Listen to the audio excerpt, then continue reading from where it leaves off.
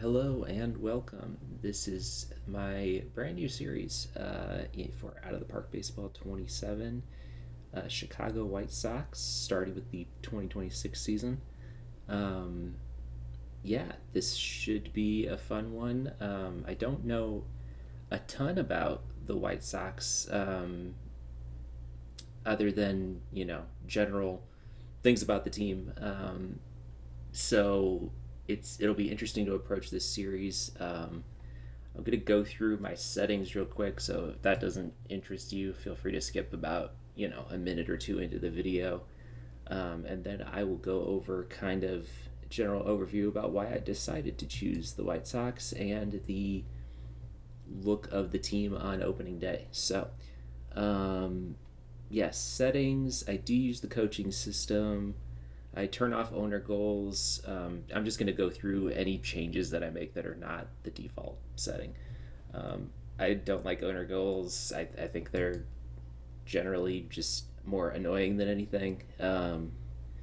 Player personality ratings I use show on their profile page. I like that. I turned down aging speed for pitchers and batters to 0.85. I think that helps players play longer. Um, Development lab, I bump up to 10 players instead of the default 8. That's just more fun. And Default trading settings, turning off reputation system. I like to shop around. I do like the trade deadline day. I'll keep that on. Keeping default trading settings, default difficulty for this series. Because honestly, it's been I started a sim in with the Angels because that was another team that intrigued me, and so far that's been pretty challenging, I'd say. Just won the division in 2028, I think, in that sim, 2028 or 2029. Anyway, other rules: I allowed trading of injured players. Draft pick trading still turned off. Financials options, disable automatic evolution of the league. I think everything else is standard. Yeah. So anyway, why the White Sox? Those of you who follow baseball know the White Sox have been bad. In 2024, they were historically bad. They won 41 games and lost 121. Last year, 2025, they were just regular bad, 60 and 102. So this is a team that still has a long way to go before they're competitive, but they've got a lot of intriguing pieces out there. If we look at prospects, they've got Braden Montgomery, who looks intriguing. He's the number 31 prospect in baseball according to OOTP. I don't know what his rank is in real life. Billy Carlson looks intriguing. He's still quite a ways away. And then they've got a trio of pitchers in Tanner McDougal, Noah Schultz, and Hayden Smith that are all close to Major League ready and all top 100 players. And then Sam Antonacci, who looks, pretty solid as well. We'll see if and how he develops in OTP. He looks like he would be close to playing now. But anyway, those guys, and then they've got a lot of good young players. Edgar Caro, catching, played last year, played a full season last year, and it did pretty well. And the White Sox are lucky enough. One of the difficult things I've found when playing OOTP is trying to find a franchise catcher. And they've got two guys here that could potentially be that for them in Caro and Kyle Teal. I did go through, and Kyle Teal suffered a hamstring strain in the World Baseball Classic. That is not reflected in OOTP by default, but I did do that. as well as the Brooks Baldwin injury. He's been dealing with elbow inflammation, I guess, all spring training. So we'll see, how that plays out in real life. In the game, he's got 2 more days of injury. I threw him on the IL just so that I feel like this is going to be um, roughly simulating what will happen in real life. I did also go through and I tried to balance, what their likely real life opening day roster will look like, and also an opening day roster that makes sense in OOTP. Um, I went through and looked at who was on their 40 man. I added everyone to their 40 man that's currently on their 40 man as I record this. It is March 21st in real life. So, not quite through spring training yet. So, I like that challenge of, if otherwise when you start the game, you have like 20 something, maybe 30 people on your 40 man roster. And part of the challenge for me is, managing that 40 man roster, deciding who to DFA, who to send up, send down.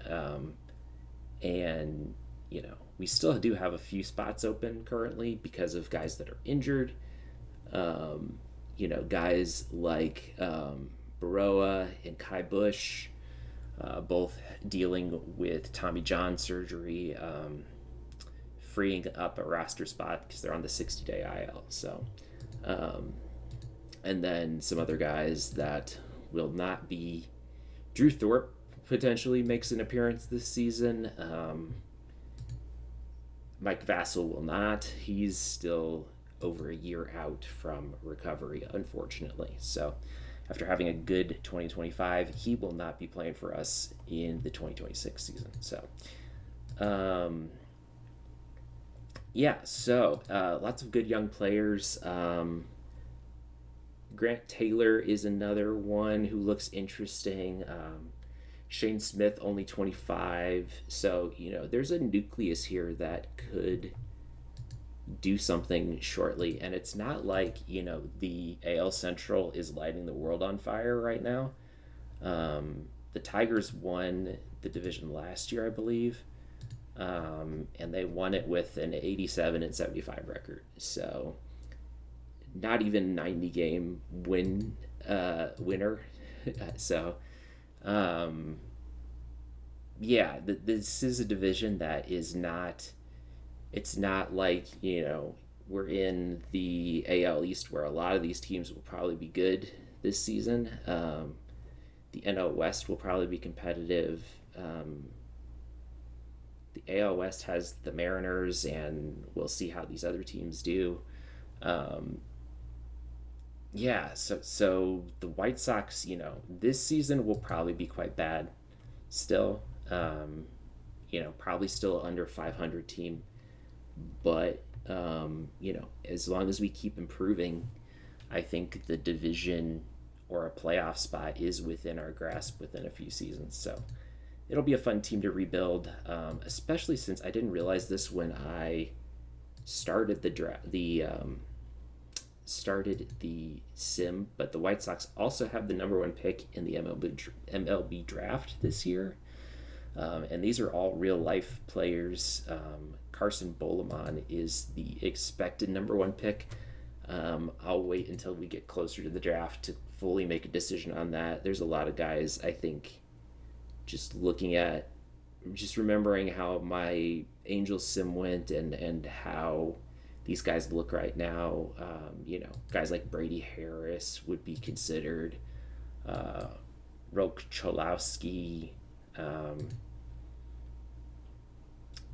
We'll have to see how these guys kind of look, how our scout evaluates all of them as we get closer to the draft. So, as of right now, our opening day roster, this is I went through Fangraphs. I went through a few articles and looked at who is likely to be on the opening day roster. and just basically tried to match that, and also do it in a way that makes sense for OOTP. So Shane Smith is our ace currently. He had a great 2015. Well, I'd say a good 2015. ERA under 4, 146 innings pitched, 29 games started, 1.8 WAR in his first full MLB season. So we'll look to improve on that this season. Sean Burke looks like a solid number 2. Not anything crazy, but he should put up decent numbers. Should. Anthony Kay, kind of same deal. He hasn't pitched since 2023. That's, interesting. So I guess he must have been hurt in real life. Because he hasn't pitched. I mean, he is 31 years old, but that long of a gap, he probably had Tommy John or something. Well, now I'm curious. I have to look it up. Anthony Kay.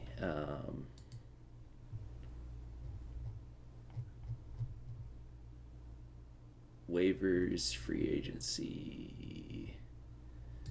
Anthony Kay, injury.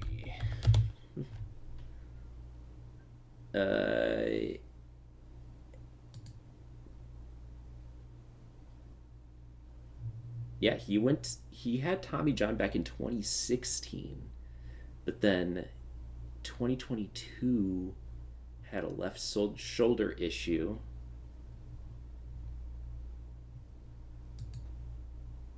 He must have just been dealing with various injuries. Oh, okay. So he played. That's right. Okay. He played in Japan in 2024 and 2025. Okay. So that would be the gap. Anyway, Davis Martin,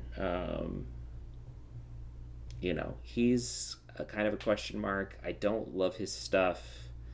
But put up solid numbers last year, so we'll see how he does.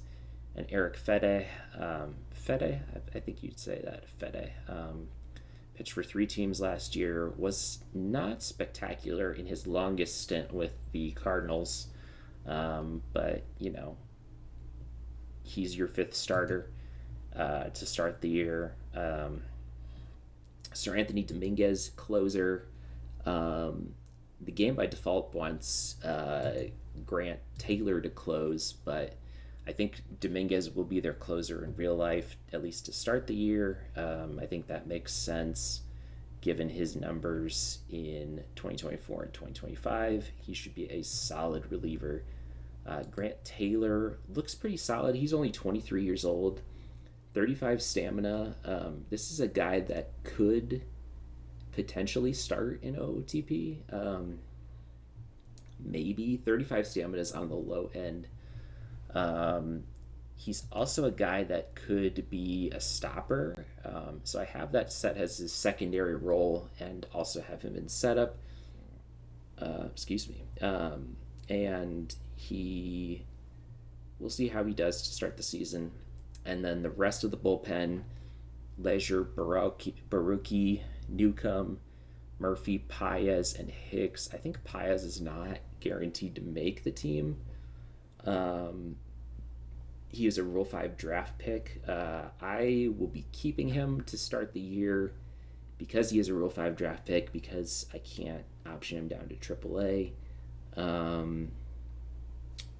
We'll see how he does to start the season. I had a save in, what was it, OOTP 26, where he turned into an absolute beast.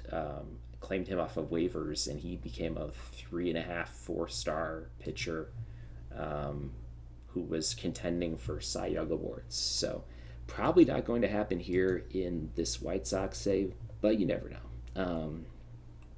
And then our everyday lineup, going down the depth chart here, Caro will be our everyday catcher. Corey Lee will back up. And, he just looks like a career backup kind of guy. When Kyle Teal comes back, we'll be splitting time between the two of them and having one of them DH. Probably Caro. I think Teal is a better defender.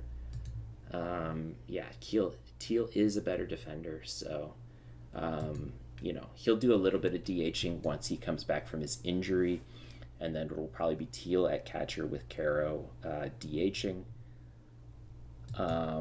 But both guys will get time at catcher throughout the season. Murakami is our first baseman. He is their big offseason signing. He's under contract for 2 years. Big Japanese power hitter. He is your three true outcomes kind of guy. He's going to strike out a lot. He's going to walk a lot, and ideally he's going to hit a lot of home runs. So his defense is also pretty suspect at everywhere besides first base. He can maybe play third in a pinch, but you don't really want him there with the 45 rating at max. So he'll be playing first for us, and we'll have to see how his season goes. Madroth is our second baseman. He's only 24. He's still got ideally a little bit of development left. He can maybe play some outfield in a pinch. But yeah, he played decently well in 2025, 1.3 WAR across a full season. So this will be his second full season in the majors. Not exactly a power hitter, but should hit for a good amount of contact and walk a lot. So we'll see how he does. And Vargas is going to be our starting third baseman. 26 years old, had 2.2 WAR last season, above average hitter. And, again, the defense is a little suspect here, but it should be fine. Ideally, you'd probably rather play him at first base, but with Murakami at first base, I think it makes sense to do it this way. So we'll see how he does at third to start the year. Colson Montgomery starting shortstop. These ratings at shortstop in OOTP, they should be okay. Maybe not the best. Ideally, you'd want at least 60 rating at shortstop. You want this range to be higher, but if his bat is good enough, that should make up a bit of the difference there. So we'll see if we can get his contact and gap up a little bit. He's got good power, especially for a shortstop. He hit 21 home runs in 2025. And that was only across, less than 300 plate appearances. So 70 games played. And yeah, will be interesting to see how he does to start the season. Andrew Benintendi is your left fielder. He's going to play left field and DH. Not too much else to say about him. He's an above average hitter. He's a guy that they're paying a lot of money to. He is not going to be part of our long-term plans. He might be someone that if he has a good season, we look to flip at the trade deadline. Given that he does have an additional year of control, we'll see how other teams decide to value him. Because we will likely be sellers at the trade deadline, and he could be a valuable piece for somebody. One of our veterans who, at 31 years old, he's not going to be in our long-term plans for sure. Acuna is our center fielder to start the season, and again, we'll see if he sticks at center field. 65 range is okay. That should be good. He only has a 50 rating at center field currently. That should go up as the season goes on, as he gets more time in center field. And ideally, these batting ratings will continue to go up as well. But he's projected to be their starting center fielder on opening day. So that's where I'm going to play him. Austin Hayes is your right fielder. And again, 30 years old. He's got a team option for 2027. So again, he might be someone we look to trade. Maybe we keep him, given that he's got a team option. Same for Benintendi, but we'll see. And then our backups, Curtis Mead can basically only play first base in OOTP. In real life, he'll probably get some time at second and third as well, but we'll see how that goes. And then, I forgot our current DH, Lennon Sosa, who will DH and be our backup second and third baseman. Solid bat, solid player all around, only 26 years old, so we'll see if he continues to make strides there. Everson Pereira, 24 years old. He could be a guy that we look to, open up more playing time for by trading Benintendi or Hayes. If he starts the season off well, we could look to move one of those guys as well. And then Derek Hill is an interesting player. This is a guy that, is valuable in OOTP because of his defense. He's not going to hit the ball well, but wanted to put a defensive guy on here because we have Acuna starting in center field, and you notice that we do have the defensive substitution set up for our outfield, with Hill in center and then Pereira and Hayes in left and right. It's going to be our best defensive alignment here. And then, right now lineups are the same versus left and right hand pitching. I'll tweak this as the season goes on. I usually stop and do updates roughly, on the 1st and 15th of every month. I'll probably do that here. Probably look to make this episode about the first half of the season, maybe start or stop right before the draft, just because that's probably going to be an interesting event for this team, given that we have the first overall pick. And I did also go through, and I think I mentioned this, I don't know if I did, every player with at least 2.5 star potential, I put at their actual, where they are currently located in the minor league system of the White Sox, and lock them in place, and then let the CPU do the rest of the minor league system. Ask AI to set up minor league system. That's how I usually run things. And then I'll be keeping an eye on players manually, again, 1st and 15th of every month, trying to look at who deserves to be promoted, demoted. Most of the time I'm not demoting guys unless they truly look like they are struggling at a particular level. So Ryan Burrows, I missed him. I'm cool with him sticking in Double-A. Well, maybe I'll have him start at High A to start. Burrows. Okay.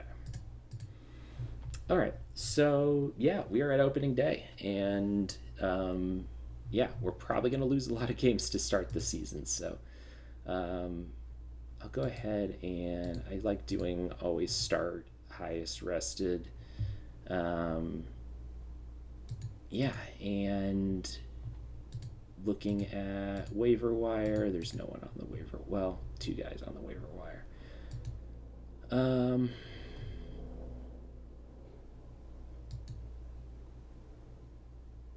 Why is Anthony K here again? That's weird. Did I accidentally clone him? Or is this a different Anthony K? It looks the same. Weird.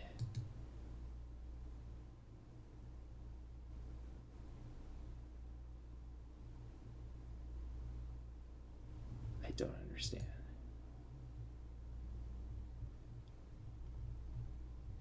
Oh, god damn it.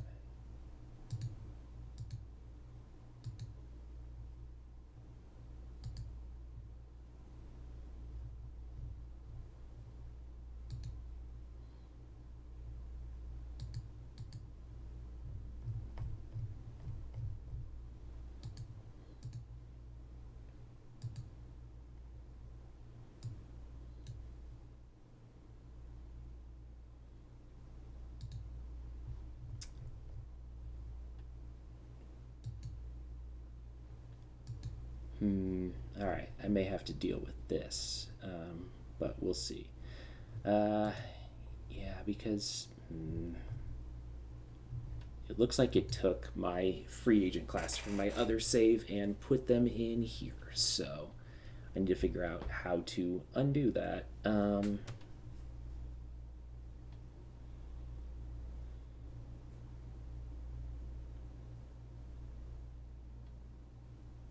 Yeah. Anyway, I will figure that out and then we will start opening day. All right, so I did go ahead and sim until April 15th. We are 6-10. Could be worse. Could be worse. Not in last in the division. That goes to the Guardians, who are 4-14. Yeah, there's definitely some encouraging signs so far. And side note, I did end up just restarting the entire sim. So some of these ratings are a little different than you might have seen in the first video, but for the most part, these should be the same. And the same. I started with the same team, everything. So, yeah. Anyway, you can see Corey Lee is DFA'd. That's because Kyle Teal is back from injury. You know, good in his one game that he's had so far.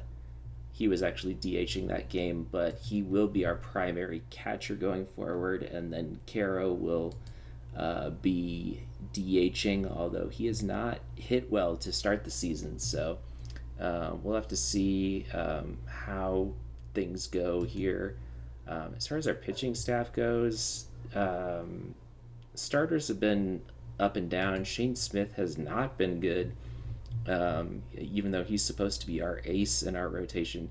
He had one good start. I guess that's a game that was suspended. Why does it say 7? Oh, okay. 7/17. It must be the day that they'll resume the rest of that game. Yeah, in 4 innings, he only gave up 1 earned run. That's pretty decent. But then, yeah, the rest of this is pretty brutal. Yeah, the 6 earned runs is not great. And yeah, Fede's been our best pitcher, at least by ERA and WAR. Martin has the best FIP on our staff currently. Making one small change, which is that Burke, who also struggled to start the season, is going to go to relief while Newcomb moves to a starting role.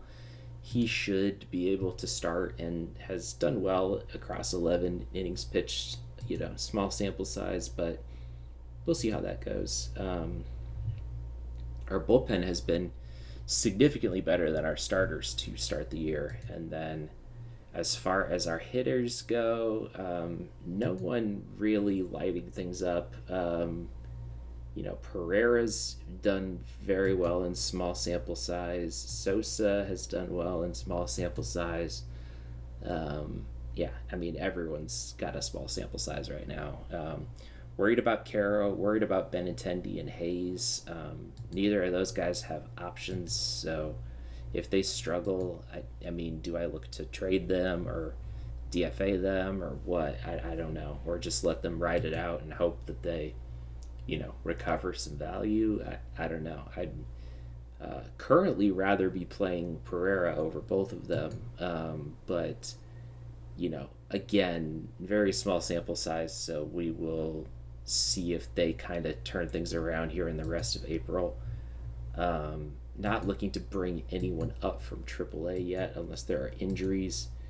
Speaking of which, we do have on the injured list Miguel Vargas is hurt for another week. He's been out for about a week or so.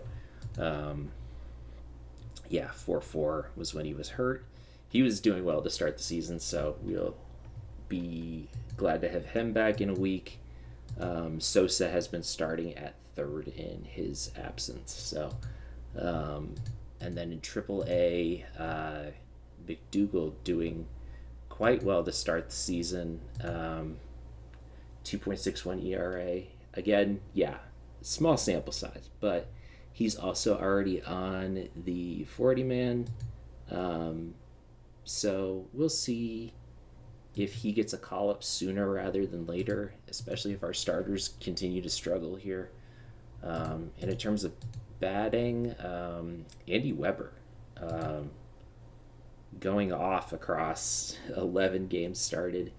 He might get a call up at some point too. Dustin Harris was someone that the game actually started with on the roster. And there were some guys that I just commissioner mode back down to AAA because they're in AAA in real life, or he was one of them. So he may get a call up at some point too. We do have 4 40-man spots to play with since Lee has been DFA'd. We'll see how things go. Although Lee was actually playing pretty well. So we may look to carry 3 catchers potentially if the hitting continues to struggle, and if we've got room on the roster for a third catcher. Right now we kind of don't, but we'll see how things go. Just kind of looking to keep guys going and see how the rest of this goes. But we're not going to be promoting or demoting anyone until May, so let's go ahead and sim until then. It is May 1st, and we are 12-18. 6 games under 500. Could be a lot worse. Currently in third in the division. The Guardians actually leapfrogged us. Both the Tigers and the Twins have gone on a skid. Twins are 10-22, which appears to be the worst record in Major League Baseball right now.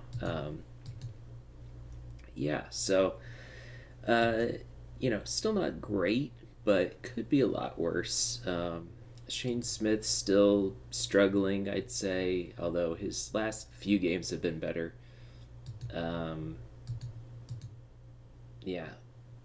3 earned runs, 1 earned run.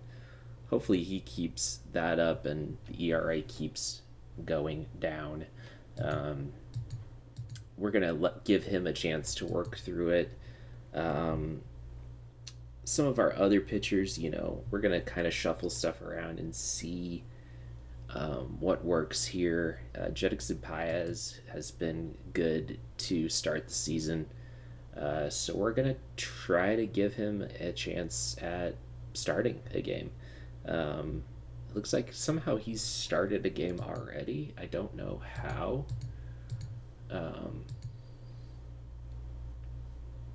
Let's see if we can find that. Maybe there was a situation where, probably this one. Yeah. So there must have been a situation where, I switched out some starter or some starter wasn't ready to go and they just threw Paez in there because he was the most rested, I guess. So he has started one game. yeah, and it went pretty well. So we'll see if that continues to go well for him. Newcomb has only started one game, but again, that went well. So we'll bump him up in the order. Everyone else, Fede continues to be solid. ERA under 4. We'll keep rolling with him, and Martin ERA just over 4, which is acceptable at this point. Um, and yeah, in terms of our relievers, our guys that are supposed to be our two shutdown guys in Dominguez and Taylor have struggled so far. Dominguez has an ERA over 8, less than 10 innings pitched. And again, that has gone down in recent games. There's been 3 games where he's given up 1 earned run or less. One of those was a 5-4 loss, though. Yeah, where he came in to pitch in the 6th inning for some reason. I guess I do have him as secondary high leverage, so they could have brought him in that spot. Um, but anyway, we'll see if he continues to struggle or not. Ryan Barucki is doing well. Yeah, we'll keep rolling with him. We did have an injury. Jordan Hicks, minimal injury, but it's a 3-week injury, so we're going to let him recover from that, which is a shame because he's been good to start the season as well. We also got an injury to Miguel Vargas. He came back for 1 game and immediately hurt himself again. So we've been going with Dustin Harris was brought up to replace him, and he's been not great so far, but small sample size. The bigger story for our bats is Edgar Caro has really struggled to start the season. A negative .9 WAR, a 13 OPS plus. Yeah, that's not going to cut it. That's over 100 plate appearances too, so not the highest of sample sizes, but again, that's enough to be concerned. And he's still only 23 years old, still has a lot of growth to do, ideally. So, maybe some time at AAA will help him out there. Despite, putting up solid numbers last year in real life, yeah, really struggling to start the season here. And given that Corey Lee in limited plate appearances was good, I would rather bring him up as our backup catcher and let Caro try to work things out in AAA. So that's what we're going to do. Everyone else, Colson Montgomery has been our best hitter probably to start the season. On pace for 3.4 WAR, which is not amazing, but it's good. I'd be happy with that result. Brooks Baldwin also, in limited plate appearances, has been on a tear, so we have tweaked our lineup slightly where Baldwin is starting over Hayes, who has still struggled to start the season. I like to, sort by OPS plus versus righties and lefties and platoon guys if possible. So Baldwin is starting every other day over Hayes, who only has a 92 OPS plus. Benintendi has picked it up a little bit against righties with his OPS plus right at 100. So he will continue to start in there. Baldwin's starting every 5th game for him. And then Corey Lee, with his good start, will DH for us on days that he's not catching. Yeah, and then against lefties, Dustin Harris has been good in 4 whole plate appearances, so we'll see if that keeps up. Pereira also encouraging in limited sample size, so we'll keep rolling with him over Benintendi, who, he's a lefty. He struggles against lefties. That makes sense. Yeah, and his ratings are significantly lower too. So we may stick with that. But yeah, in terms of WAR, Baldwin and Montgomery both at .6, on pace for 3 WAR seasons, and then Murakami on pace for 40 home runs, which would be a great rookie season. So let's see if he can keep that up. Um, yeah, not too much else to say. Quick prospect check in, I guess. Tanner McDougal has struggled a little bit after that initial great start. Going to, yeah, he had those 2 games with an ERA under 3, and then it gave up 6 earned runs in 2 back-to-back games, but then has been good in his last start. So, still positive WAR on the season, still working through things. We'll see how he does if we need to bring guys up. And then Andy Weber and Jacob Gonzalez are both guys that, could see big league time at some point during the season if there are injuries or if guys struggle. And then AA, I don't think there was too much else. Oh, I did promote Antonacci from AA to AAA. He was on a tear in AA and already put up 1.9 WAR at AA last year, so I'm fine with moving him up to AAA and letting him continue to develop there. So we could see him at the big league level this year as well. So let's keep things rolling here. May 1st. Yeah, draft stuff doesn't really start till June. And we are 28th out of 30 in the latest power rankings, which seems a bit harsh. I mean, there are, 2 teams below us in our own division. So, I mean, there's got to be, more than that throughout the entire league. But anyway, we will keep things rolling, and let's see if we can stay hovering in this, a few games under 500 range. 500 is probably a pipe dream for this season, but if we could finish a few games under 500, I would take that. We'll see. All right, injury update here as Davis Martin out with torn triceps, out for 3 months, which means we will not get him back until August. Yeah, he's one of our starters, so the question becomes, what do we do to fill that slot in the rotation? For right now, Anthony Kay is going to slot back into the rotation. Yeah, we'll see if we stick with that. Wickelman Gonzalez has come up from AAA. He hadn't given up a run in AAA, has seen some limited big league time, and should be decent in a long relief role.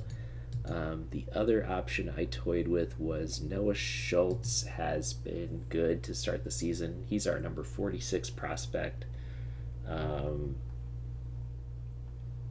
But I would rather just give him a little bit more time to develop down in AAA, potentially. So, we'll see how K does again in the rotation. But for now, this is what we're going to go with. And yeah, 14 and 21. So, now 7 games under 500. But, oh well. We are still rolling, so we'll see if we can pull things together a little bit more here. It is May 15th, and we are 17 and 25, which is, still not great, but roughly the same pace we were at before. I think we've been hovering around a 400 winning percentage, so um, keep slipping, more and more games under 500, but the winning percentage is staying about the same. Um, so we'll see how that ends up working out. We're 7 games back from the Royals for the division lead and 5.5 games out of a wild card spot. I mean, this is not a team that we expected to be competitive for a playoff spot. So, yeah, we're gonna approach the season as if that's not the goal. And in terms of players to watch, Sean Newcomb continues to pitch well as a starter. We'll probably keep throwing him out there. He is a free agent at the end of the year, so he might be someone we look to move at the trade deadline. Gotta look out for that. As we should take a look at our salaries here. Um, Murakami, I want to see how he develops. This could be someone that, we could build around long term. He's only 26, but we do only have him signed for 2 years, too. So, um, if we get a ridiculous offer for him, maybe, but probably not going to look to move him. Benintendi, I mean, he's struggled to start the year. So we'll see, if we get something good for him. Jordan Hicks, we have signed for 2 years. A lot of these guys are on 2-year deals. Fede is also on an expiring deal. And yeah, a lot of guys on minor league deals or approaching their first year of arbitration. Um, Vargas is almost to arbitration, as is Chris Murphy, Hilly, Sosa. None of our big names. Vargas would be the biggest one probably. We get him back from injury in 3 days. Yeah, I would say no one on this team is untouchable right now. Our young guys, Kyle Teal's probably the closest. I don't see myself looking to move or trade him for anything at the moment, just because good catchers are hard to find. But beyond that, I mean, even Murakami, I'd think about, but I'd rather probably extend him than trade him. I don't know. Especially if he keeps up these type of numbers. He's still almost on pace for 40 home runs, if he picks it up a little bit. So we'll see. That would be a great milestone for year one. So let's see if he hits that. Paez has continued to pitch decently well as a starter, and well enough to, leave him out there. K has yet to actually pitch as a starter. I believe his last appearance was in relief for Newcomb, so he will get back out there at some point. Did they do a thing where they spot started somebody? Maybe, I don't know. No, I guess not. Um, but yeah, pitching. Still looking for Dominguez and Taylor to kind of boost their numbers up a bit more, get those ERAs down. Shane Smith's ERA continues to drop, which is nice. Maybe by June it'll be semi-respectable again. We'll have to see. And then as far as our lineups go, Murakami is leading the team with 1 WAR, on pace for 3.8. Montgomery continues to do well. He's now on pace for 2.4 WAR. Austin Hayes has turned it around and is now on pace for 2.1 WAR. And again, he could be someone we look to trade, maybe. Um, and yeah, we did have an injury to Chase Maydroth. Strained hamstring, out for 3 weeks. It is a minimal injury, but especially early in the season, in a season where we're not making the playoffs, there's no reason to make guys play through that. So he is on the IL, and we called up Andy Weber to take his place, who was hot in AAA. So we'll see how he does at the big league level. We get Vargas back in a few days. We get Hicks back in a few days. Yeah, let's keep going until June. There's not a whole lot of notable things happening in May. June is probably when we'll need to start thinking about trades, specifically like mid-June. I know there's been some chatter about how the trade engine in 27 you don't really get good offers for players until about mid-June. You won't really see CPU teams trade much until mid-June, and that's been my experience as well. So that'll probably be when we look to start thinking about moving players, and yeah, continue to watch our guys down here at AAA, Schultz, Smith, and McDougal, to see if any of them will warrant a call up. Schultz is probably the closest at the moment, but again, I want to keep him down as he puts up another good start on the 13th. ERA looking good. Stats don't look bad. He could probably start, but I'd rather leave him down. I'd like to see him get up to 2.5 star overall if possible. Maybe a little bit higher stuff. I mean, 40 control is concerning too. Like, yeah, well, I just want to see how he develops some more before bringing him up, especially since he's only 22 years old. He's still got development to go. Same for McDougal, although McDougal's down to 2.5 star potential. Man,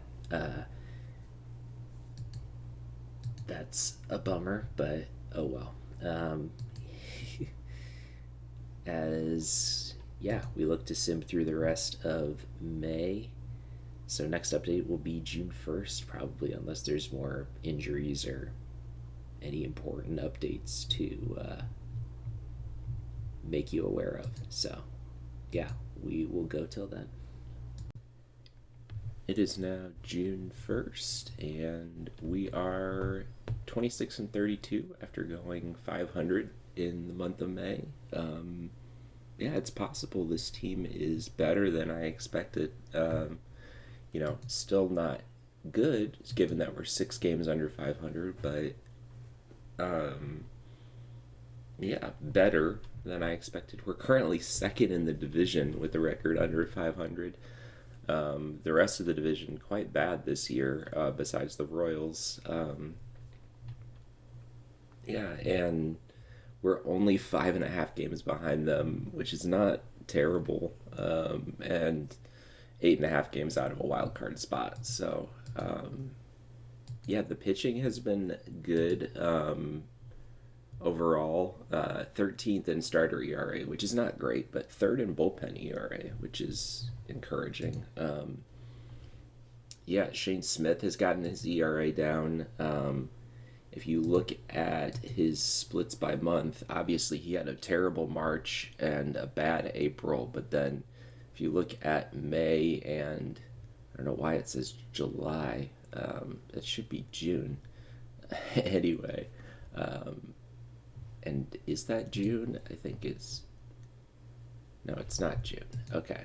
So I don't know why July is there, but his May was good. 2.54 ERA across 6 starts. And, if he keeps that up, this should get down to a decent number. It's already under 5. That's way better than it was. The rest of the starters, solid. Trying out Jordan Hicks as a starter because he's been really good in relief, and early results are encouraging after his first start to only 2 earned runs. Um, yeah, we'll see how things go here. Grant Taylor, ERA under 4. Dominguez, his ERA has dropped as well, although it's still over 5. We'd like to get that a little bit lower. This is likely still a selling team at the deadline. I mean, it doesn't make sense to go all out and try to go for a playoff spot here, I think. Um, but it could be a team where we don't look to aggressively sell at the deadline. Guys like Austin Hayes has been our best player by WAR so far, on pace for a 3-WAR season, which would be pretty great considering what he's done the last few years. So we might, and he's fairly cheap to bring back next year, only an $8 million option. So we may look to keep him. Someone like Benintendi, I don't particularly, kind of more of a negative contract at this point, unless he really turns things around. Maybe we can get something for him at the deadline. I don't know. Someone takes him on as like a change of scenery kind of guy, because, yeah, I don't really relish the prospect of paying him $15 million next year. Murakami's been good. He's still hovering around that 40 home run mark on pace. He's up to 14. Vargas is back and doing well. Pereira is doing well. Baldwin's doing well. Both guys that you wouldn't necessarily expect to be up there. But yeah, and then we've got guys like Corey Lee has kind of come back down to earth, putting up numbers that you'd expect more from a backup catcher. I'd like to get Caro back up to the majors at some point, but I like him playing every day at AAA right now until I want to see him at least get back to 100 plate appearances at AAA, where he is doing well. Yeah, if these new percentile rankings, it's a nice easy way to kind of visualize how well they're doing specifically, and yeah, above average numbers at AAA, but these numbers at MLB are just awful.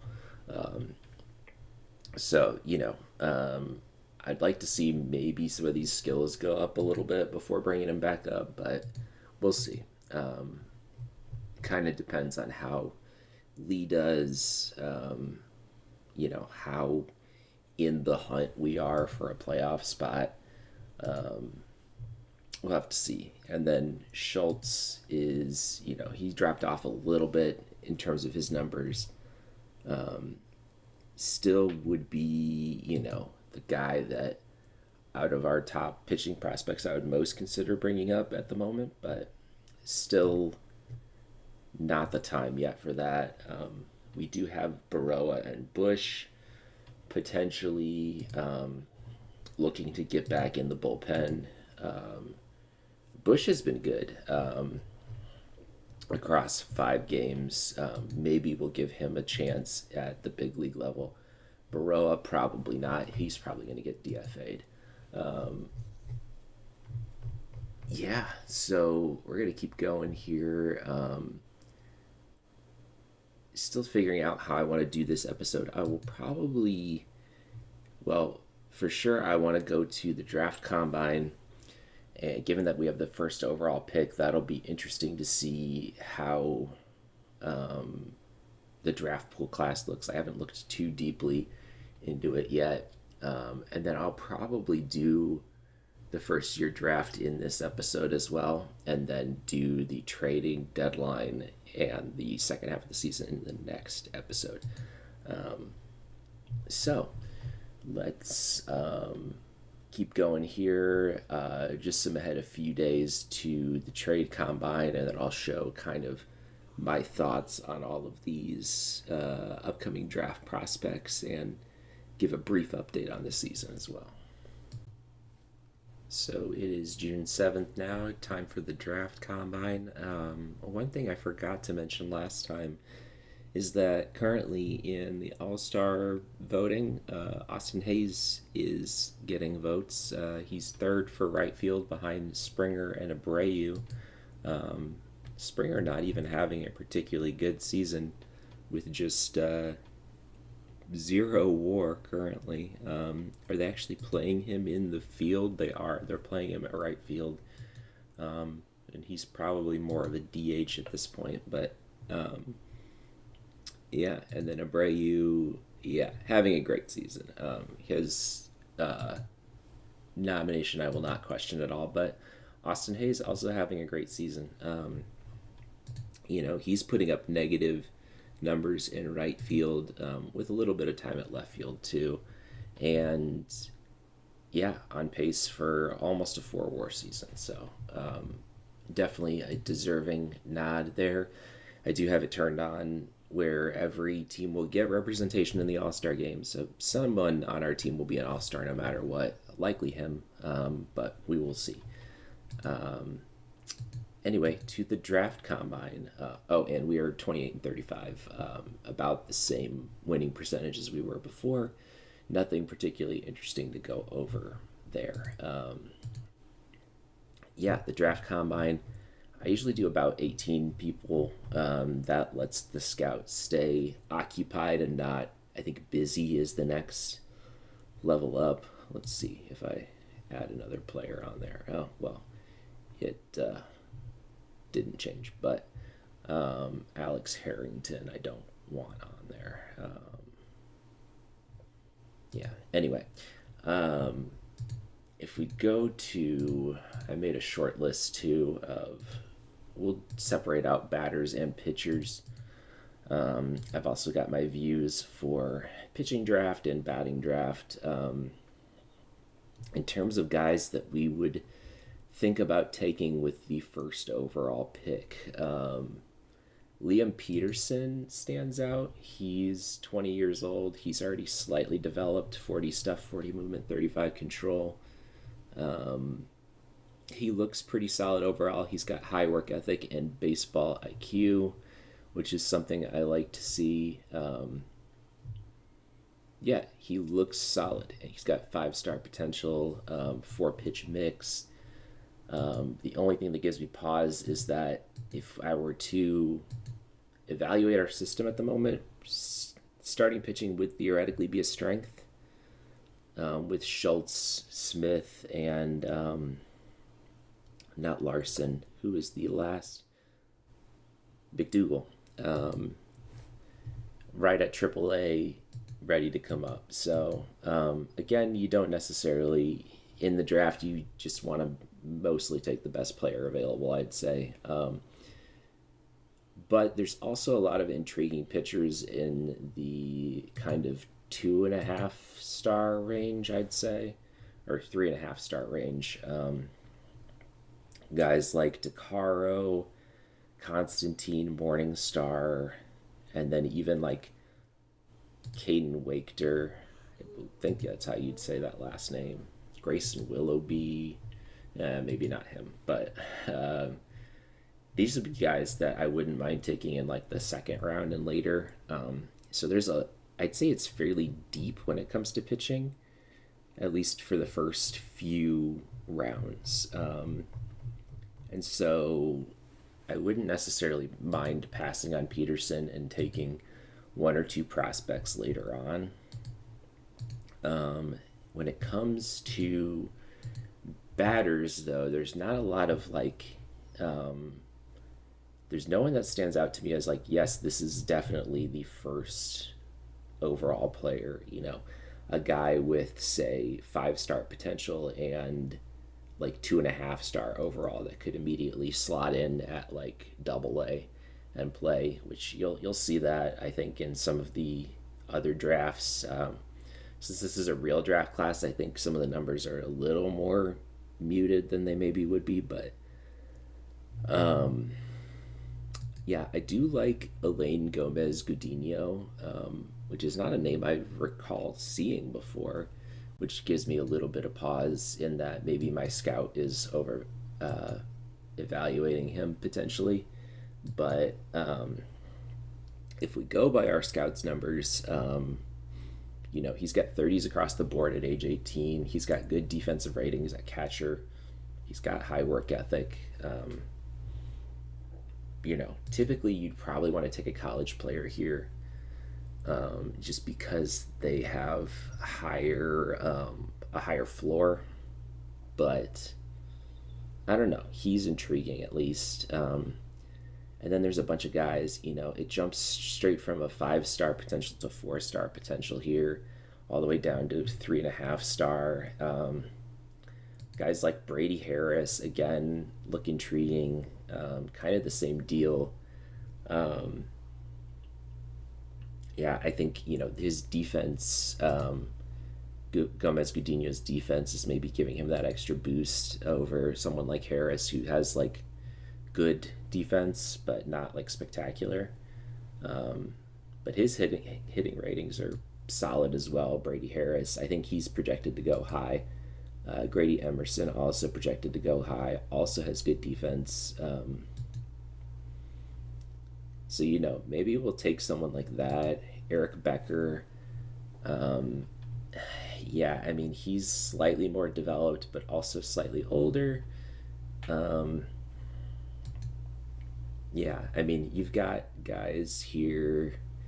I don't know. There's not really a like slam dunk first overall pick in this draft, which makes it a little difficult. But ideally, some of these guys, if we look at the mock draft, it has us taking Carson Wiggins first overall, which will not be the pick. I mean, he's got low control and low work ethic, which I don't love. So he will not be the first overall pick. And then it has like Emerson and Harris going high. Alex Harrington, who we looked at briefly, I mean, he looks okay too. It's just lower current ratings than some of those other guys. Um, yeah, and again, yeah, we looked at Peterson, who's supposed to go fifth overall. Looked at Harris. Um, I think Peterson's probably the safest pick, but I don't love taking a pitcher in first overall. Um, I'd rather take a batter, but I don't know. I've got some time to kind of figure it out, I guess. As the draft won't happen for another month, but we will do that on camera. And then we'll kind of evaluate our team too and see, where we stand in terms of how we want to approach the trade deadline. I'm probably going to, as we approach the middle of June, start throwing some guys onto our trading block, see if we get some decent offers for guys from the CPU, start shopping some guys around. And, if we get some of those, I'll probably show those on camera here just so you can be aware of them. But um, yeah, we're going to keep simming till the middle of June here just so we can have a full team update here. But that's how I'm approaching the draft combine. Still unsure. And, those scouting ratings might change slightly too as we go through the draft combine. So that could affect things as well once we get to the actual draft. And, some of these guys, our scout accuracy is only high or average for a lot of these guys. So they may bump up or down depending. Um, we'll see if someone like, Grady Emerson bumps up a few ratings. He could be the first overall pick. Kind of keep an eye on that as we go through the draft combine. So anyway, to the middle of June we'll go. All right, it is June 15th, and we are 31 and 39. Interestingly, though, I did just look at the standings, and the Royals have slipped to just 2 games above 500. So we are only 5 games back in the division still. Um, yeah, it's really tempting to try and make a push at the trade deadline to try and win this division, given that it seems to be very up for grabs this year. But the smarter thing would still be to be sellers at the deadline. I'd say we may look to, if we can find the right trades for someone like Austin Hayes, give someone who would give us similar production but is younger. um, Guys that are in their ideally mid 20s, or guys that are in like AAA ready to go up to the next level, guys that are, you know, close to major league ready. That would be the ideal return. And then, maybe try to make a push with those guys in the second half of the season. But it's kind of a pipe dream, I guess, more than anything. Yeah, I guess when we look for returns, we'll probably try to prioritize guys like that over just pure prospect return, unless the prospects are offering are insane. It also means that I probably won't look to trade Murakami, given that we do have him under contract for another season. Um, yeah, he's someone that I would like to try and extend, I think, and build around. He's an intriguing player at only 26. So we'll see how the rest of June goes. I did start building out a trading block, started doing some shopping. Nothing crazy out there yet. I guess I haven't looked for a trade for Sean Newcomb yet. And there's no interest whatsoever. What if I retain his entire salary? Still no interest at all. Okay, I have to imagine that as we get closer to the trade deadline, someone will be interested in this guy, given that he's, above average ERA, has been a solid starter. Um, there's going to be interest. I think we're still waiting for kind of some of these teams to shake out in terms of like the AL East is very competitive, all within a half game of each other for the lead slash wild card. The Mariners and Astros are going back and forth for the AL West. The Mets have a solid lead in the East. The Brewers, Pirates, and Cubs are all battling it out for the Central Division, and the Dodgers in first place in the West, but the Padres only 1.5 games back. The D-backs doing well, the Giants doing well, the Rockies at the bottom as kind of expected here. But yeah, I guess we will have to wait and get closer to the trade deadline to really get offers for some of these guys. As Caro's hurt, he's someone that, yeah, probably, he has over 100 plate appearances now at AAA. Do I bring him back up at this moment? Probably not, especially since he's hurt for another 2 days. But Lee as our backup catcher has fallen off. So maybe we give Caro another try and see what he does.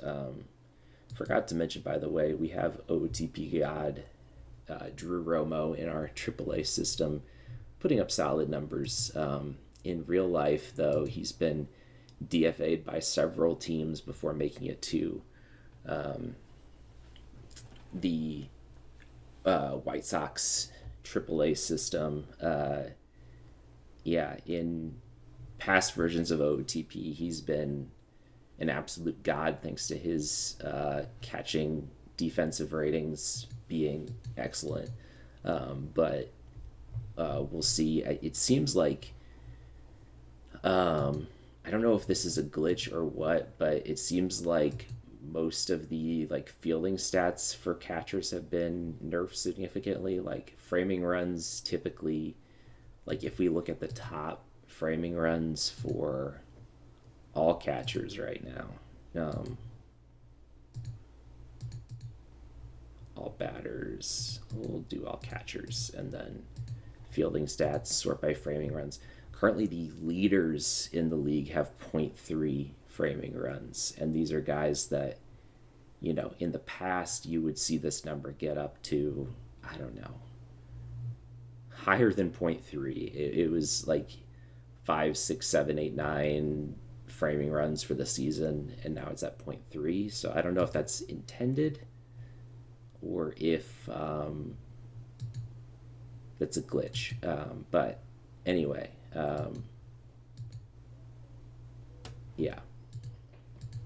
I haven't looked to see. There are players on the trading block. Are there any interesting names out there? These are guys that, for the most part, it makes sense.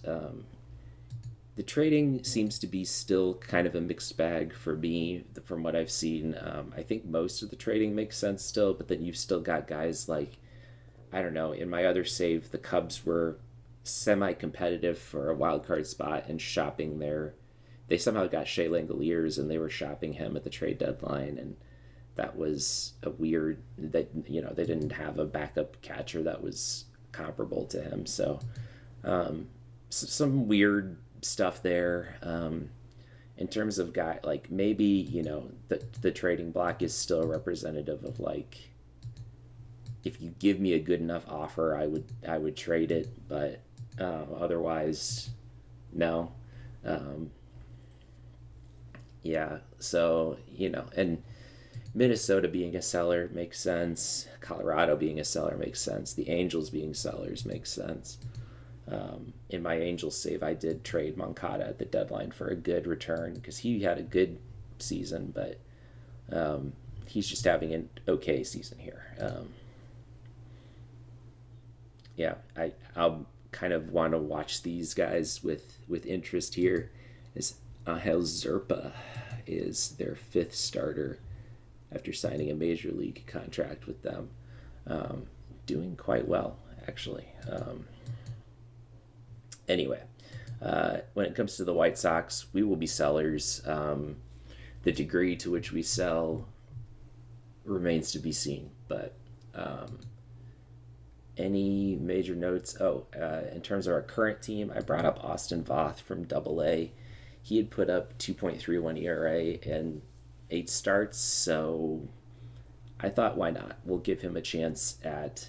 He was a guy that's kind of fringe in real life, fringe making the team out of spring training, I think. So might as well try him at the big league level, see what we've got there. And then when it comes to our everyday lineup, no big changes there. Acuna is someone who, if we can get good value for him, I would look to trade, but right now there's no offers whatsoever. He's someone I might even look to DFA because, yeah, obviously, his ratings in center field were never going to be great, and you can see he's put up negative ZR so far this season. But the idea is that hopefully the bat would balance it out somewhat, and it hasn't at all so far, putting up negative zero point 0.4 WAR on the season. I would kind of rather play Derek Hill at this point and just, at least have positive fielding and deal with the he's got a higher OPS plus than Acuna does on the season right now. So we might actually look to I have Baldwin playing center field at the moment just because his bat has been great. Again, his fielding is not good in center field, but at least his bat has balanced it out. Acuna just basically relegated to a backup role at this point. And then Benintendi, he starting in left field for part of the season. I've moved him to DH because he is actually hitting well against righties. Well enough, at least 111, but still negative WAR on the season. Hopefully he can continue to get that OPS plus up and become some kind of trade bait Um, but that, 17 million salary, 15 million next year is going to be hard to swallow. So either we eat a good chunk of that, or we just look to hopefully have him rebound next season. Um, we'll see. And then Hayes is someone who I may look to keep, given that his team option's cheap. But we'll see. We'll see. I mean, if we get a good enough offer for him, given what he's done so far this season, I'm hopeful that someone will put in a good offer for him. And yeah, that's kind of our top trade piece at the moment, as far as I'm concerned. I don't know what the game would consider our top trade piece at the moment. Sometimes their player evaluations can be weird, but we'll see. Let's continue on through June.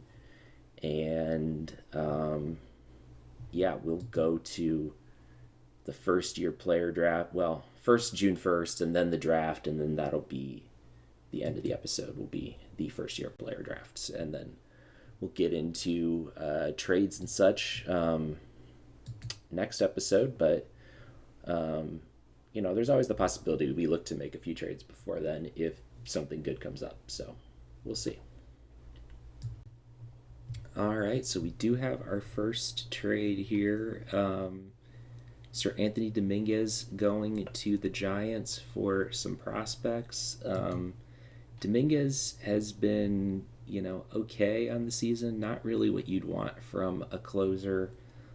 We do have him under contract for, well, potentially 2 more years, but that team option will be their responsibility to figure out. We are retaining a lot of his salary too, but I don't mind that necessarily, just because we should be taking on money to get good players back.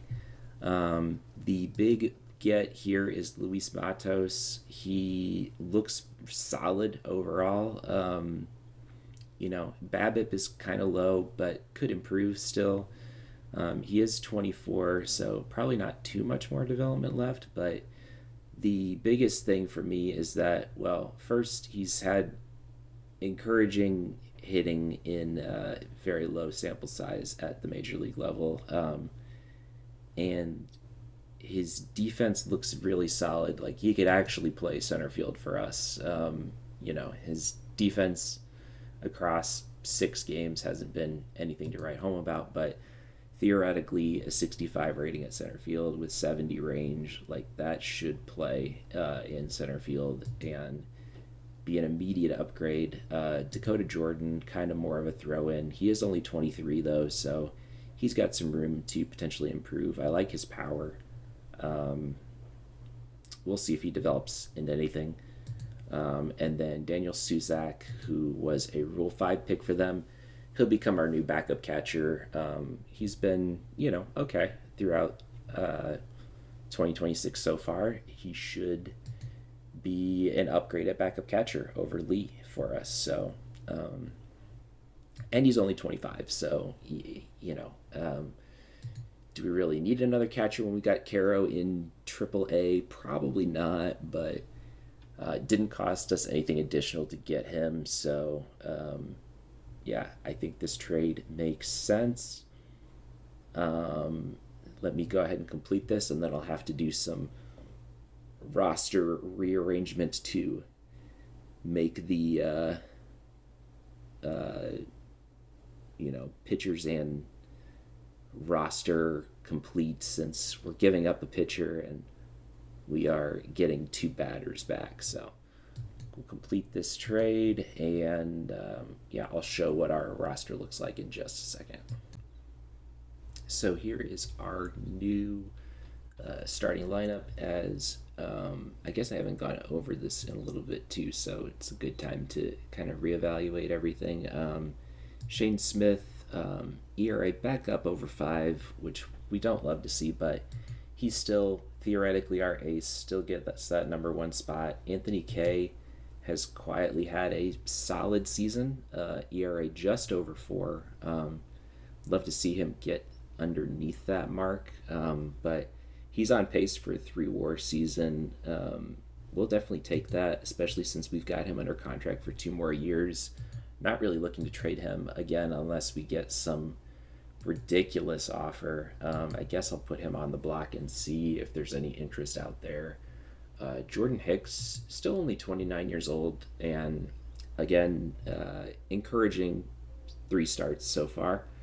So we'll see how that goes. He's under contract with us for another season. Austin Voth had a good start. We'll see if he keeps that up. And then Eric Fede back in the rotation after Sean Newcomb has struggled a bit. So Fede is someone at 33 years old and in a pending free agent. He's someone who I would potentially look to move. I haven't looked to see what kind of interest is out there for him recently. Currently, no interest. What if I retain his $1 million salary? Still no. Okay, so as we get closer to the trade deadline, we'll see if maybe there's more interest in him. Our new closer, de facto closer, I guess, is Grant Taylor. He's going to be used in a stopper role as he's been good so far this season. 2.76 ERA. And with 35 stamina, he should be able to do a 2-inning stopper role. Not really sure, in terms of other relievers, if there's anyone.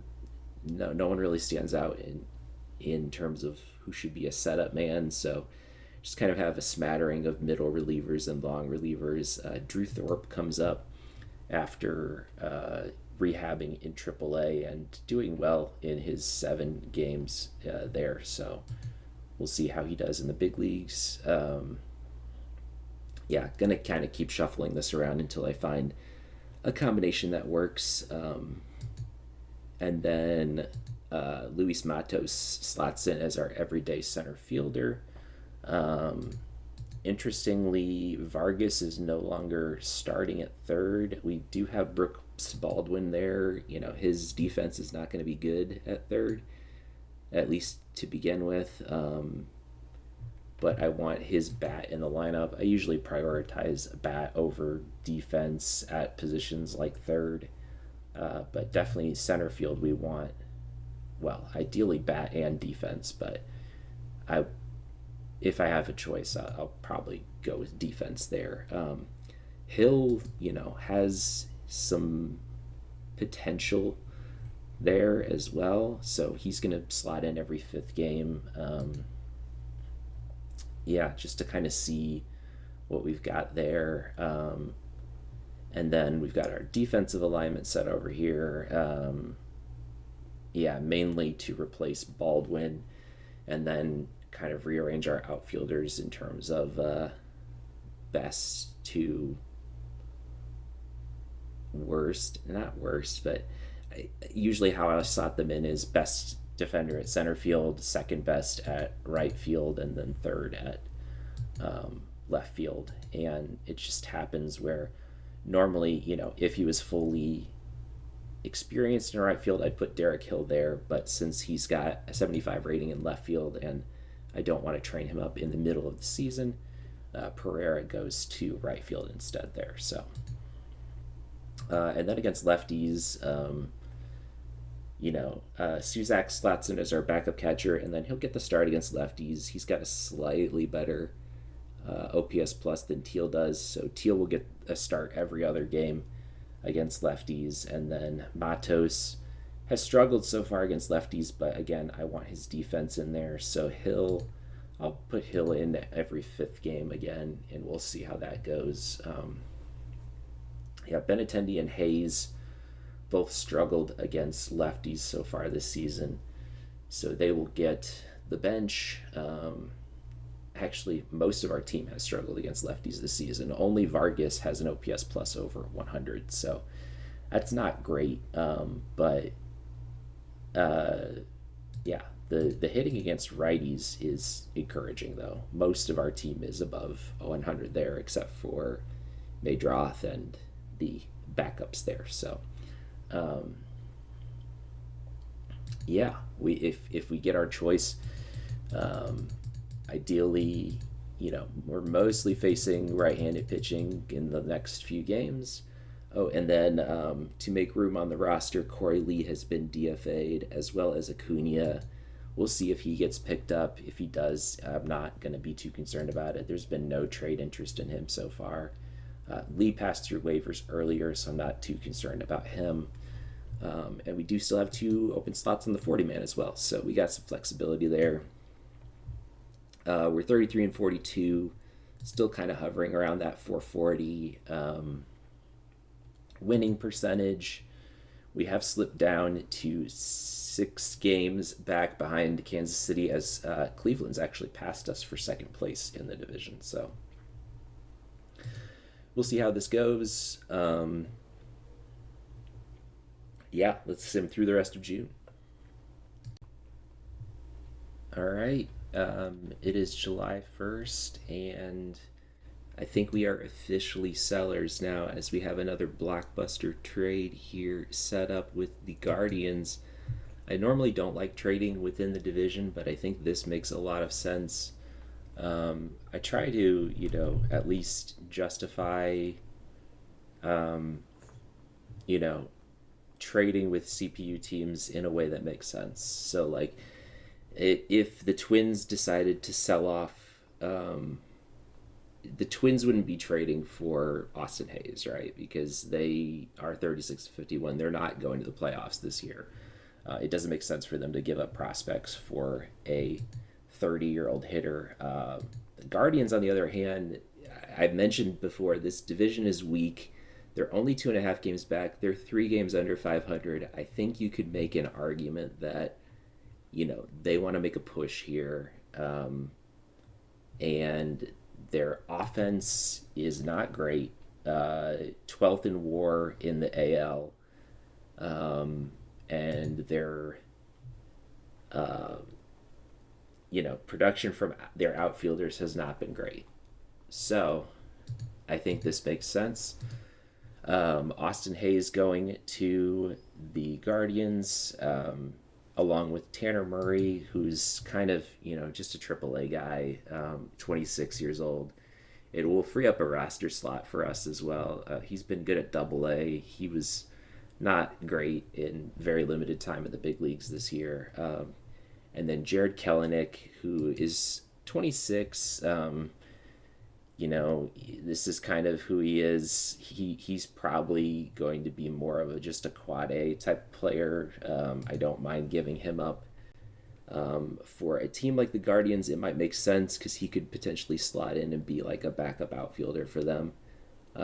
Especially since they are giving up Chase DeLauder. This might be an overpay for Austin Hayes, honestly, but they proposed it, so, well, when I shopped Hayes, they were cool with that. So, DeLauder is, not as good as he looks, I think, given that he's 24, almost 25 years old. But again, he can play all 3 outfield spots. Has had, like, not awful numbers this year. His, bulk of his value is going to come through his fielding more than his hitting, but he's still got potential to improve that hitting too. So, yeah, I'm gladly getting him. Jason Churio also coming back to us. He's only 21. He's got development time. He's already got good defense, and so we'll see if his hitting develops at AA for us. And then Parker Messick, who is hurt for another 3 to 4 months, but was putting up decent numbers before he got injured and is only 25 years old. Again, even if he doesn't develop very much, he should slot in as a good starter for us. So, yeah, I think this makes a lot of sense for both sides. I think it's probably a slight overpay by Cleveland here, maybe more than a slight overpay. But Hayes has been good this season, and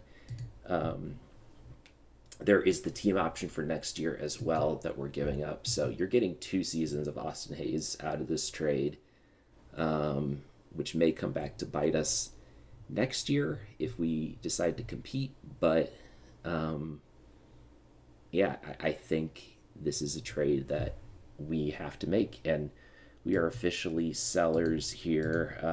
As I'll need to, well, Messick will go to the 60-day IL, and then DeLauder actually won't be too much rearranging that I'll need to do because he can just slot in and play left field or right field, really. We'll see which one I decide to do, but I'll do that off camera. Um, yeah. Oh, and the other big thing, I decided to bring Noah Schultz up and start. He's got a 4.0 ERA, 1.5 WAR at AAA. I think I want to see what he can do at the big league level as our fifth starter. Voth had an awful second start, so um, he will be going to the bullpen, and yeah, we'll continue kind of shuffling these bullpen arms around as needed.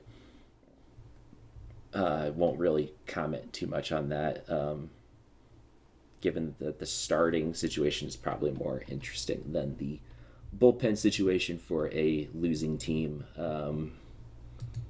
Yeah, I mean, other than, looking for maybe guys to trade, um, Paez is someone who's done well in the bullpen, not as well as a starter. So look to, at only 22 years old, he's someone I want to keep. And then Murphy's 28. If there's interest, we could look to trade him.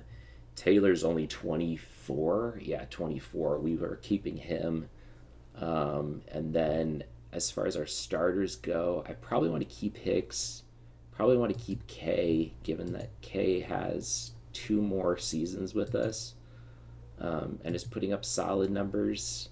Fede is an expiring contract. I would love to get something back for him this season. Same for Newcomb, but Newcomb's numbers have just kept dipping down, or ticking up in the case of his ERA.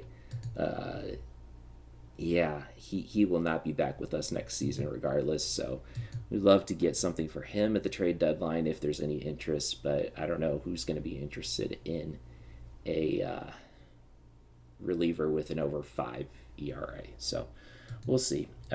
Maybe someone will be desperate for a like fifth starter type of guy at the deadline. I mean, they'd probably go for Fede over Newcomb, but Fede should with his numbers be getting interest, I would think, in real life.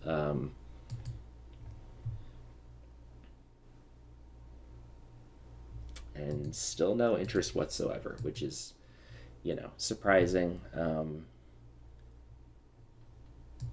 So we'll have to see as we get closer to the deadline if there is interest in him. Um, yeah, I mean he's cheap and is pitching well, so there should be interest in a starter like that at the deadline. But we'll see. July 1st, yeah, the next interesting thing will be the first year player draft. So I'll go ahead and sim to that. Yeah, any other big league or minor league things to address? I guess Churio we need to lock at double A. And Carlson I did move up to high A after a good start at single A. They have him pitching as well. I don't know if he's doing that in real life. Yeah, his number or his ratings don't really look encouraging as far as becoming an actual big league pitcher, but we'll see. Definitely more intrigued by his shortstop ability, given that he's got a 70 defensive rating. Yeah, would love for him to be a well hitting shortstop of the future for us. So I think by OSA, he is our top prospect currently, and he is with Schultz 44, and then Smith and Bonnemer. Bonnemer is close to a promotion to AAA. I just want to see his ratings go up a little more. Before I do that, if he gets to 2 WAR on the season, I might promote him anyway.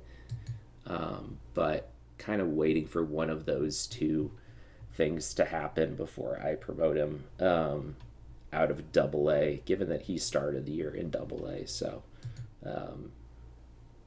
yeah. And then Montgomery and Antanasi, both on the cusp of the top 100. Montgomery's had a solid season. Could look to promote him to AAA potentially at some point. Yeah, possibly some point soon.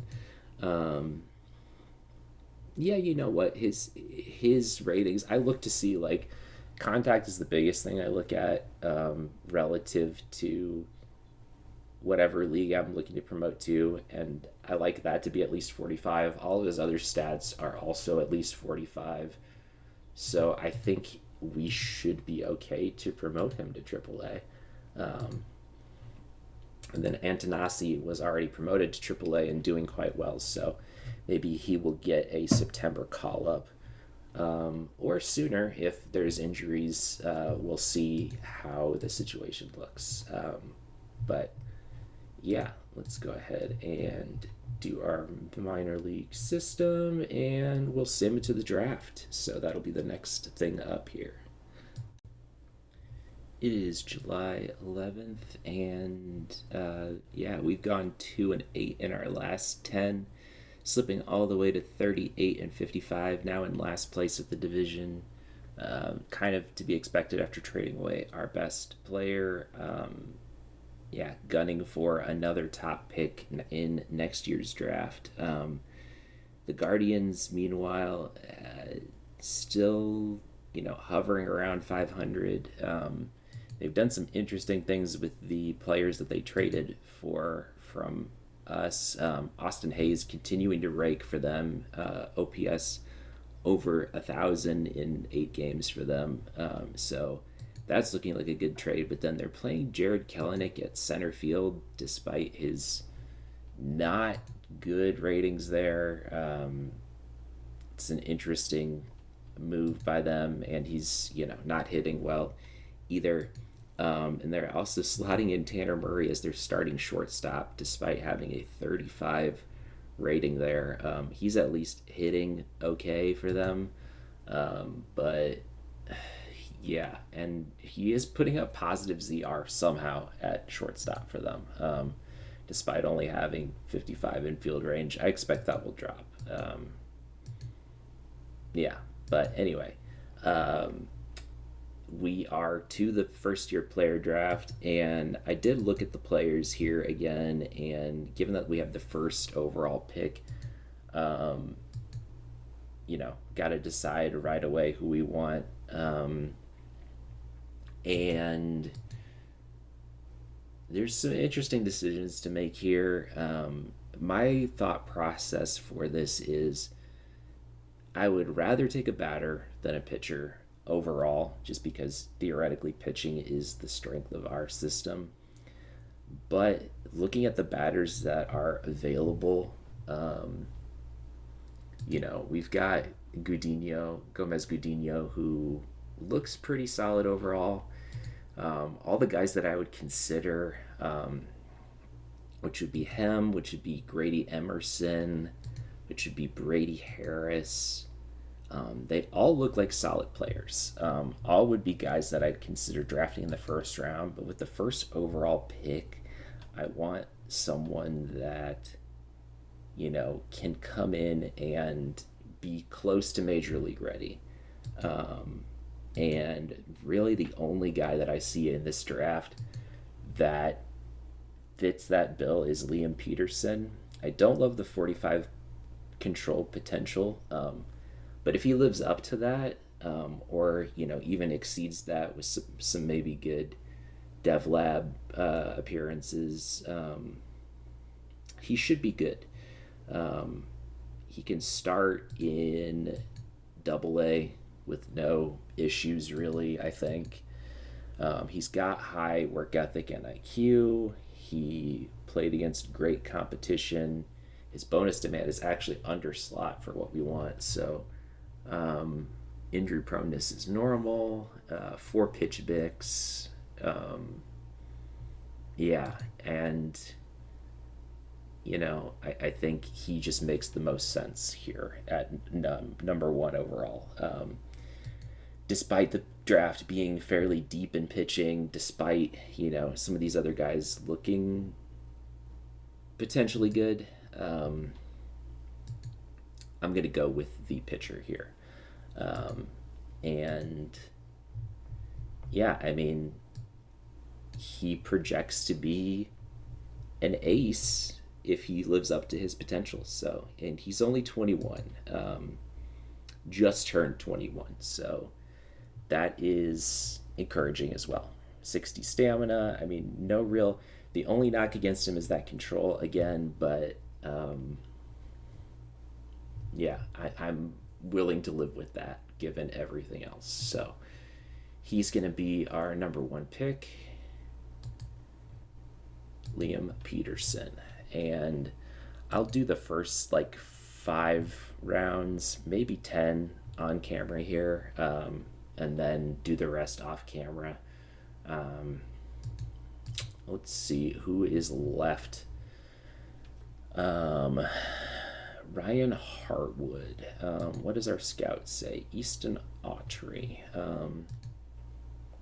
He looks okay. I don't love the 25 contact potential. I do like everything else, though. Ryan Hartwood, again, 25 here, 30 in everything else. Decent outfield ratings, and good work ethic and IQ. What does the pitching situation look like? There were a few, like Coleman Borthwick looks solid as well. And then some guys down the board here that don't have as high of potential. Jared Schaefer, he is already 23, but looks solid. Jason DeCaro looks solid. Okay, so what is the move here? There's still quite a few pitchers out here that I have on my board. Very few batters, and we took a pitcher in round 1. So I kind of want to take a batter in round 2. Harwood, his avoid Ks is a little low, but I feel like you're able to nitpick like most prospects after the first round here. Yeah, I think he's going to be the pick here. I could go with someone like Becker, who has like high contact and is slightly more developed overall. But he might be a guy that I look to take in like the 3rd or 4th round. Yeah, batters look way less deep, at least according to our scout, than pitchers do. So let's go with Harwood here. Ooh, okay, this is a good thing to note. Okay, so his signability isn't possible. That changes things. Potentially changes things. Man, that's rough. So I could look to sign him here, spend a ton of money. I mean, my budget for the draft, I think I just set it at, well, 3 million over. So we're slightly under budget for our first round pick, but the impossible guys always want some stupidly high amount of money to sign. We could just, take him and not sign him and then get a comp second round pick next year. if it doesn't work out financially, but I don't know. I'd kind of rather just take a more guaranteed guy than we could look to do someone like Lucas Kennedy. He's still raw though. Um, yeah, let's look at college players here. Eric Becker stands out. He was on the board, and actually, I think his ratings went down a little bit when I was scouting him, so he dropped off the board. Well, really just his defensive rating, which I'm not as concerned about, um, given that it still looks pretty decent overall, and his hitting looks pretty decent overall. Um, yeah, it's kind of slim pickings already for the second round here. TJ Pompey is interesting. Already fairly developed and has a good amount of upside and has high work ethic and IQ. Okay. Um, yeah, and I probably not want to go down to 2.5 star potential guys yet in the second round. So Pompey, um, this is one thing I like to do too, is just check the scouting report, um, and that will allow me to see, okay, so Becker in the mock draft is projected to go in the first round. Pompey projected to go in the third round, but fairly high in the third round, so he could still be taken. um, if he was like a fifth round projection, I might hesitate on him and see if I can nab him around later. But I think I like Pompey better than Becker here.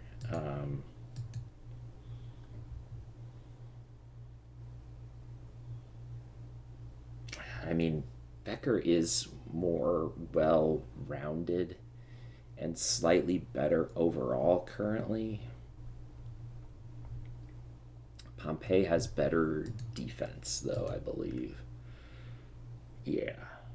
Well, not that much better. It's interesting. Okay, I was heavily leaning towards Pompey here, but looking at this again,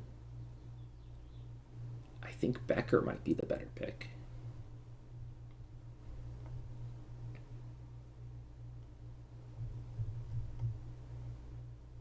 I just got enticed by that 75 BABIP potential.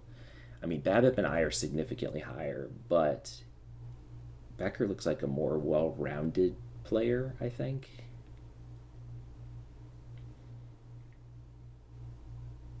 And the K's potential is low on Pompey. I think I'm talking myself into Becker here. Excuse me.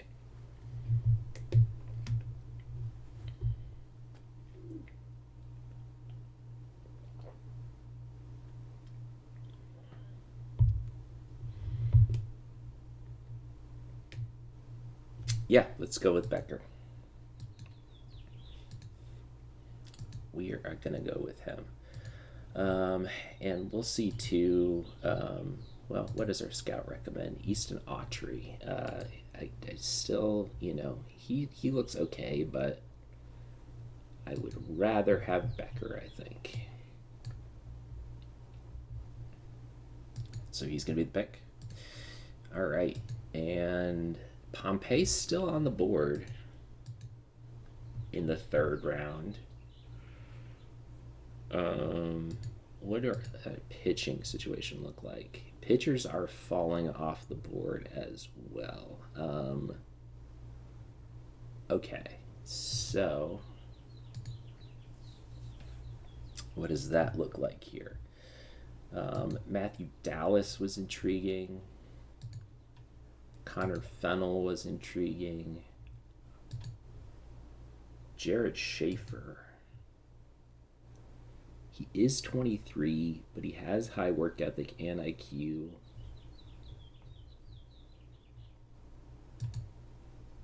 All right, let's take a look at these three guys here and kind of evaluate. Pompey's still definitely an option as well, and maybe one I would lean towards over these guys. And there's still a lot of 3-star pitchers available too.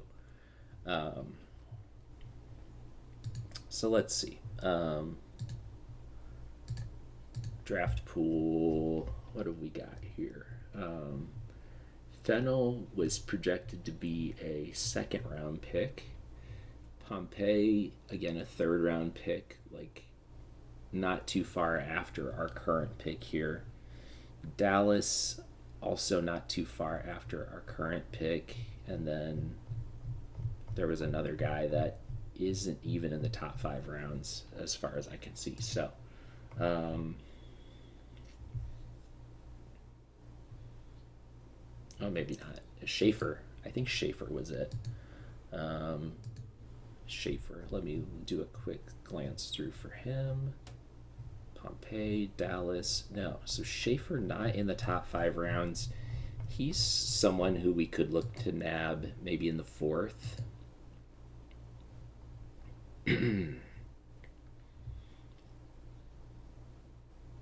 You know, I don't love that he's 23, but he is easy to sign. Yeah, and let's go back to our batters and Pompey. Zach York is also here, but he is a first baseman. He should probably still be there as well. I kind of like Pompey. I think I want to go with him. And then we'll just see, what pitchers are left, maybe. As Miles Young is raw. Yeah, I'm going to go with Pompey.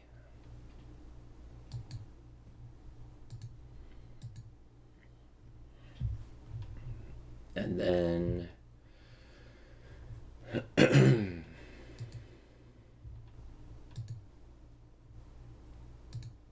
pitching draft. Let's look and see who's still out there. Schaefer is still out there. I kind of like Schaefer. Pick another guy that's, relatively close to Major League ready and could start in Double-A. Yeah, I'm okay with that.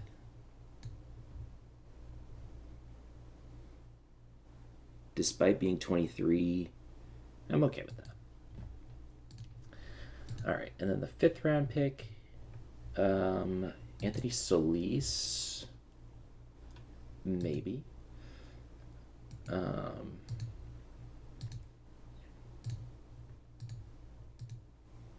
Harwood's still out there.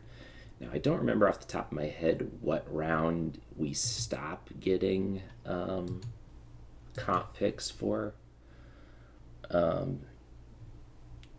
Because that's one thing to keep him. Like, if I drafted him in, I know it's the 6th round and later for sure, we would not get a comp pick. I think it's the first 3 that you get comp picks for. Because Harwood is intriguing, but I don't love the idea of just like losing a pick if we don't sign him. And I don't know if it's worth it to sign him for the amount he's going to ask for. Sean Dunlap, yeah, I'm okay with that pick. I'm okay with that. Maddox Moloney, he looks solid as well and can play every position decently well. I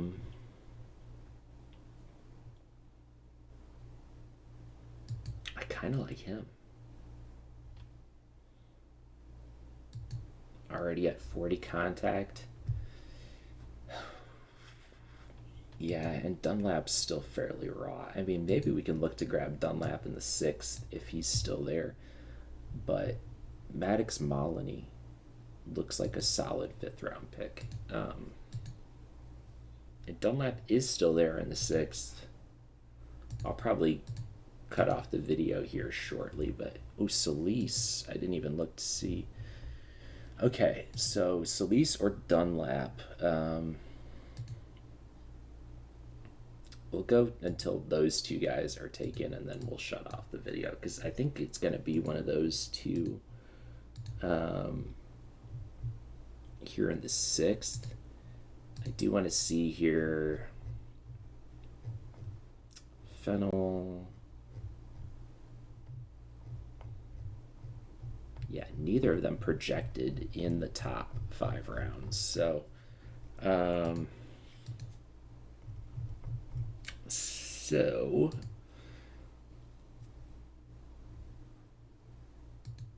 in the 6th round, I don't really care about.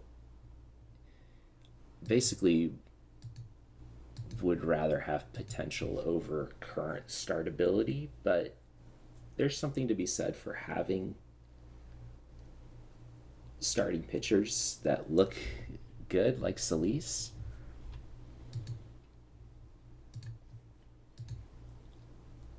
He's only 2.5 star in OSA ratings, which is probably why he's still out there.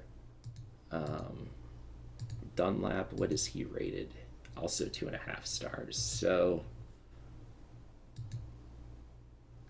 I think we take a chance on hoping that Solis goes through the next round. Let's see. And he does. Okay, cool. So we got both of them.